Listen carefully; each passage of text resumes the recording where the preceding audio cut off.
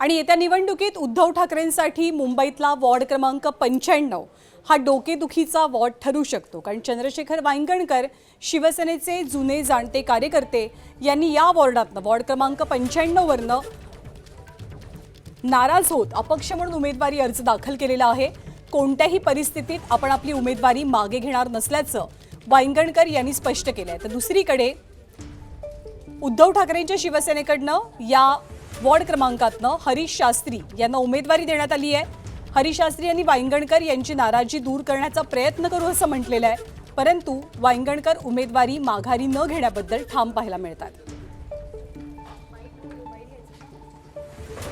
म्हणजे शिवसैनिक आहे, त्याला जर तिकीट दिली असती तर तो निवडून येऊ शकत नाही। हे जे शिवसैनिक उभे आहे हे फक्त आम्ही कोणाला पाडण्यासाठी अजिबात उभा नाही। तुम्हाला मी सांगतो 15 तारखेला मी पुन्हा तुमच्यासमोर येईल आणि ही जी सीट आहे ना, म्हणजे आम्ही पुन्हा मातोश्रीवर जाऊ की उद्धव साहेब आम्ही सीट निवडून आणली आहे, आता तुम्ही जो घ्याल तो निर्णय। तुम्ही अर्ज मागे मी अर्ज मागे नाही घेणार।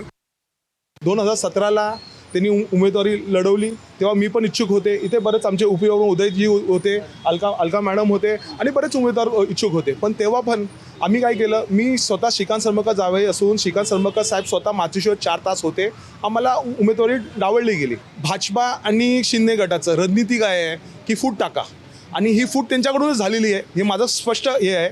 आज जर एवढं तुम्हाला जर दुःख एवढं असेल मनात साहेबांबद्दल किंवा काय बद्दल, तर तुम्ही आज आमच्या बाजूने उभं राहायला पाहिजे असं माझं त्यांना। वेळ कमी आहे, तुम्ही प्रयत्न करणार आहात? 100% प्रयत्न करणार। मी स्पष्ट सांगितलं की आमचे भाऊ बंधू आहे, त्यांनी आमच्याबरोबर यायला पाहिजे आणि एकत्र आपल्या उद्धव साहेबांसाठी आपल्याला काम करायचं एकत्र मिळून। एबीपी माझा, उघडा डोळे बघा नीट।